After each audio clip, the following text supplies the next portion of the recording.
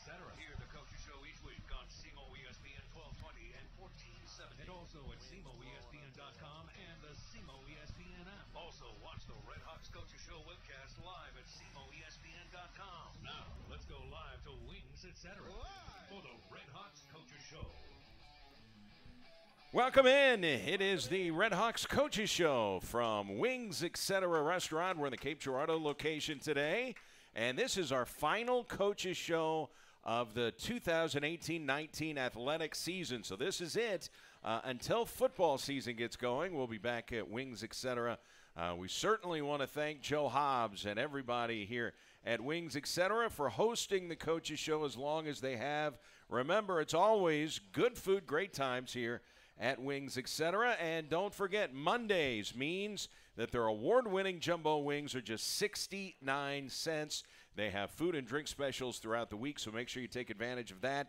If you're going to watch the National Championship College basketball game tonight, you can do it right here at Wings, and you can experience their full menu. They've got a lot more than just their award-winning jumbo wings. That includes their freshly made burgers, and they have an entire burger section on the menu. They have wraps, subs, quesadillas, entree salads, smoked ribs, and much more. And if you're coming for lunch, their daily half-pound lunch specials start at just $6.99. Wings, etc., the home of the Red Hawks Coaches Show. And right at the top of the show, we want to wish a very happy birthday, number 70, to Joan Wood. Can we give a hand to Joan and give her happy birthday wishes?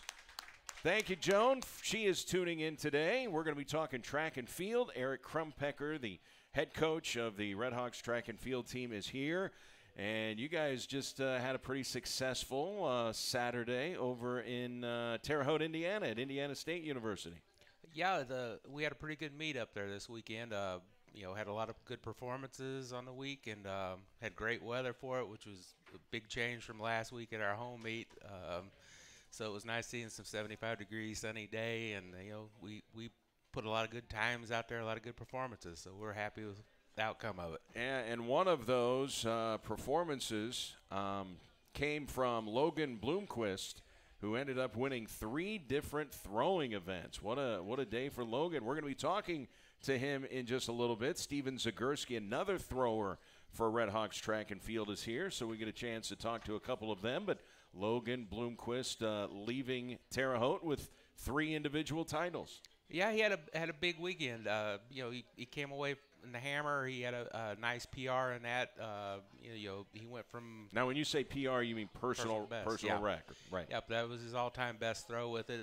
Just 2 inches shy of 200 feet. So I know he was a little disappointed, wanted to get that 200-foot mark, but he's going to have to wait another week for that. But came away with a big throw there, and then came back in the shot put, had a season's best with that, and discus was the 3rd event of the day. He was getting a little tired, but he still managed a pretty good throw there, too, to win it. I was going to say, how much fatigue sets in when you're competing in 3 events like that?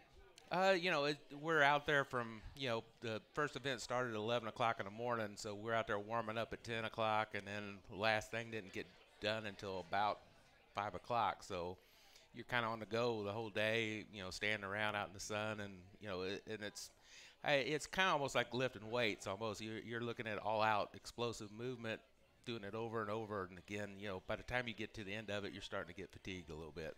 Now, I know in some meets, the hammer throw is the very first event. Is that still the case? Is the hammer throw number 1? Yeah, the hammer throw was the first event of the weekend. And, a lot of times this weekend we go to Ole Miss and we'll throw the hammer on Friday. So it usually kicks the meet off because a lot of it's safety reasons. They want to do it when there's not a lot of people around. And, they don't know where the hammer's going to go sometimes. So they want to make sure it's as safe as can be. What's the wildest thing you've ever seen during a hammer throw event?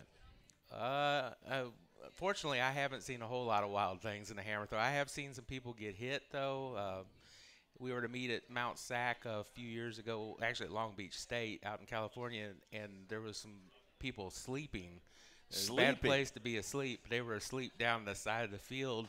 They were way out of bounds, so they thought they were safe, but somebody hooked the hammer throw over the top of the cage, and the hammer came down right looked like it hit him right in the stomach. Oh, wow. They hauled him off in the ambulance. I don't know how it turned out for him, but, you know, it was kind of scary. So what do you think, you know, we'll talk with Logan, but what is his best event in your opinion, or is he getting better at one event? Well, you know, early on in his career, the shot and discus were his best events, but I think the hammer is starting to catch up, and I've always thought the hammer was going to be his best event before he's done in college. So, you know, but just like everybody, most kids when they come to college, they've never touched a hammer before, so it's, you know, it takes several years for you to learn it. So what you're saying is it's not an event at a lot of high schools. You know, there's only a handful of states that do it in high school, like Massachusetts one. There's not very many. A couple of the New England states. Is there a reason? Is it a safety issue? It's a safety issue, yeah. Yeah, we don't need people getting hit in the stomach. Yeah. If they're sleeping on the side. If they're sleeping on the side of the field. So it's kind of an educated guess on your part when you're recruiting somebody about, you know, I think maybe they've got what it takes to compete in the hammer throw. Yeah, you know, it's